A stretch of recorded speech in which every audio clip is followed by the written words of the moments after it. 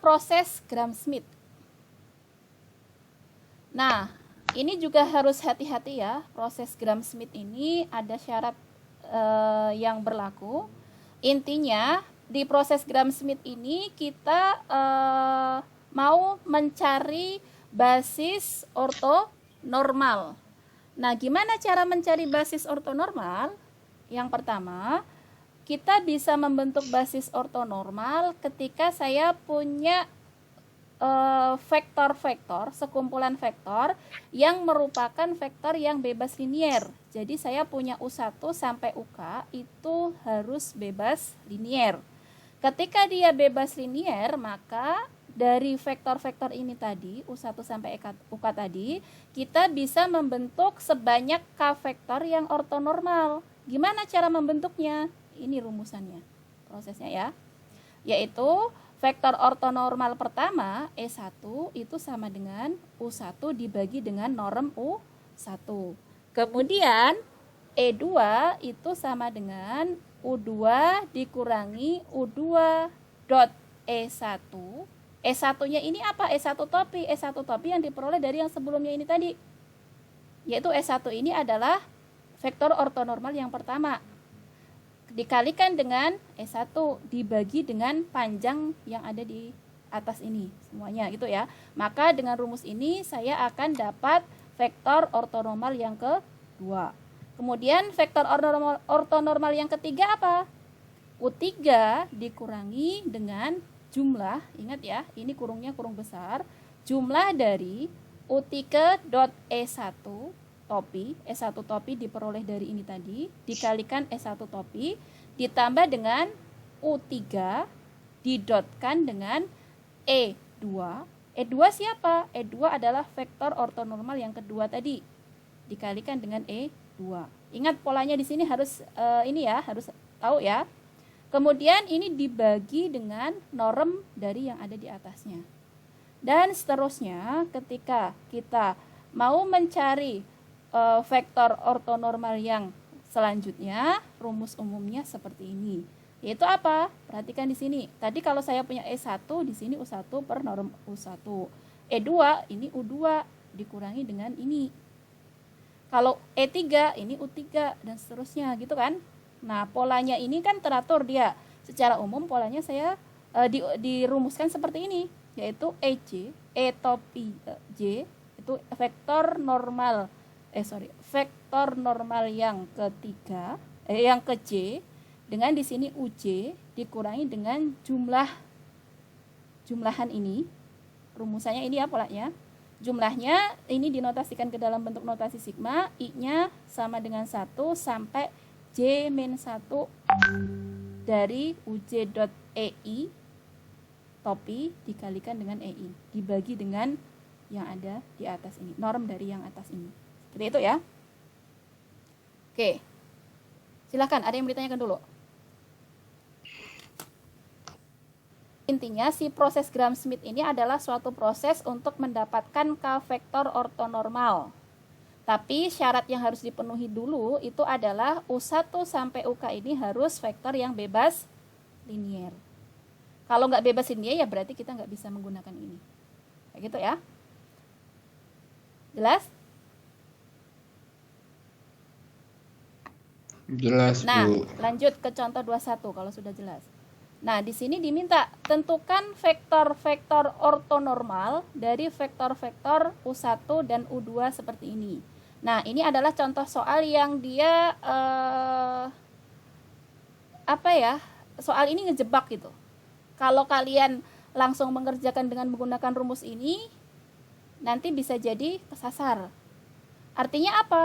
Kalian harus paham kalau diminta membentuk vektor-vektor ortonormal dari vektor U1 dengan U2, ini misalnya dilanjutkan dengan proses Gram-Schmidt gitu ya, maka langkah pertama yang harus kalian lakukan itu adalah cek dulu apakah dua vektor ini saling bebas linier. Nah, gimana cara ngecek bebas linier? Gunakan konsep yang sebelumnya. Gimana ini cara mengerjakannya? Langkah pertama.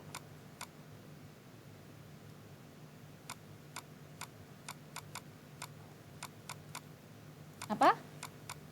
cek Alfanya, Bu. apakah Cek alfanya. ya Apakah di linear? U1 Bebas linear, ya. U2 bebas linear. Gimana cara ngeceknya? Cari nilai alfa. Ya, kita bentuk kombinasi linearnya dulu sama dengan kan 0 gitu kan? Alfa 1 Iya. U1 ditambah alfa 2 Alfa 2 U2 dengan- sama dengan kan vektor 0 gitu. Nah, kemudian kita hitung alfa 1 U1-nya apa di situ? 1, min 2 ditambah alfa 2 3,4 sama dengan 0,0. Sorry, ini enggak kayak gini. Seperti ini ya. Nah, kemudian ini kita selesaikan. Kita akan dapat apa dari vektor ini? alfa Diperoleh 1 persamaan alfa 1 plus 3 tambah alfa 2 sama dengan 0 dan 0 min 2 alfa 1 ditambah 4 alfa 2 sama dengan 0. 4 alfa 2 sama dengan 0. Kemudian kita selesaikan. Dari sini kita akan punya apa? Ini kita kalikan 2 yang atas ya. Berarti saya punya 2 alfa 1 2 alfa 1 ditambah 6 alfa 2 sama dengan 0. Dan di sini min 2 alfa 1 ditambah 4 alfa 2 sama dengan 0. Kita kurangkan. Kita tambahkan. Kita akan dapat apa? alfa sama 10 dengan 0. alfa 2 sama dengan 0. Artinya alfa 2 berapa? 0. 0. Kalau alfa 2 sama dengan 0, maka Alfa 1 alfa 0. 1 sama dengan 0. Jadi kita punya apa? Karena alfa 1 sama dengan alfa 2 sama dengan 0, maka himpunan U1 dan U2 bebas linear. Seperti ini. Kalau sudah bebas linear, maka kita bisa ngapain? Karena Masukin rumus. balik lagi ya, karena U1, U2 bebas linear, maka dengan proses apa tadi? Gram-Schmidt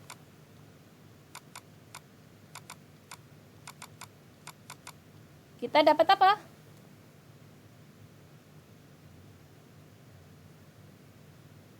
Dengan proses Gram-Schmidt kita dapat apa?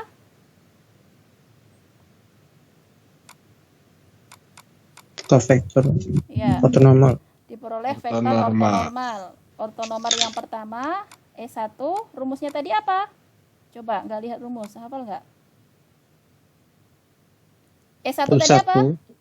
U1 dikurang baik. Hiper Norm mutlak 1. U1. Kayak gini kan? Itu pun berapa? Nah, ya kan?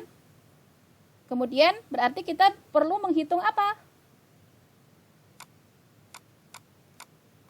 Norm U1. Norm U1 itu apa? Tadi rumusnya apa? Yang atas banget tadi.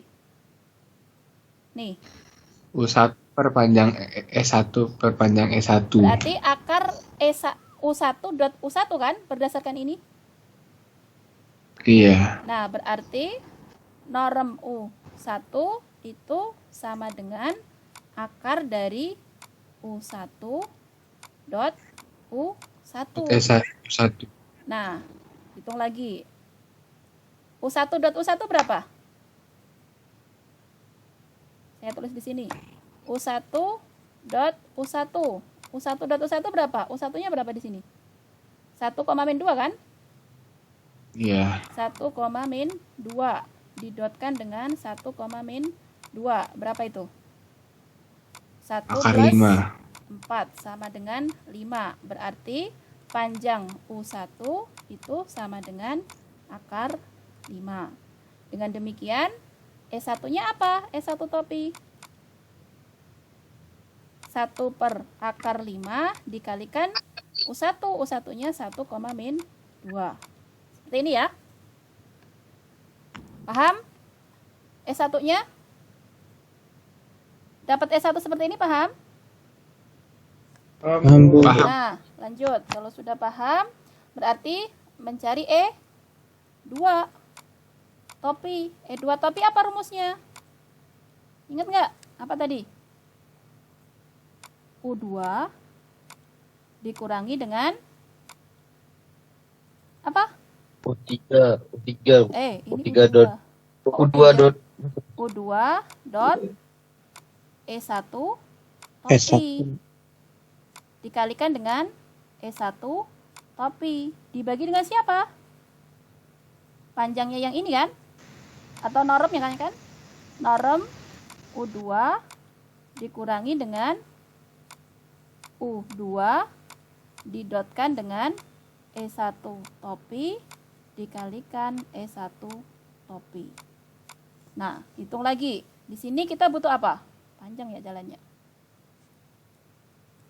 U2-nya apa di situ? Berarti kita butuh U2 didotkan dengan E1 topi kan? U2-nya berapa di sana tadi soalnya? 3,4. 3,4 didotkan dengan E1 topi. E1 topi yang barusan didapat. Berapa di situ? 1 per akar 5, min 2 per akar 5. Kayak gini. Ini berapa hasilnya?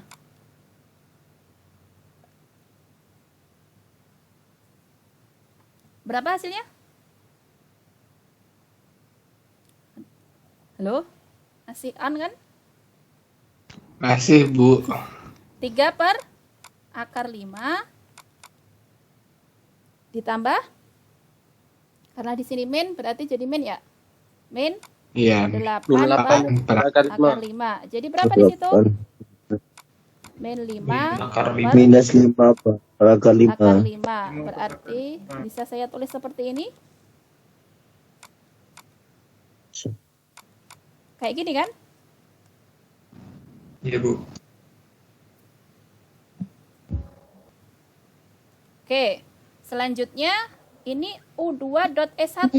Kita perlunya U2.E1 dikalikan E1 kan? Dengan demikian, lanjut ke sini ya. U2.E1 topi dikalikan dengan E1 topi. Sama dengan berapa di situ?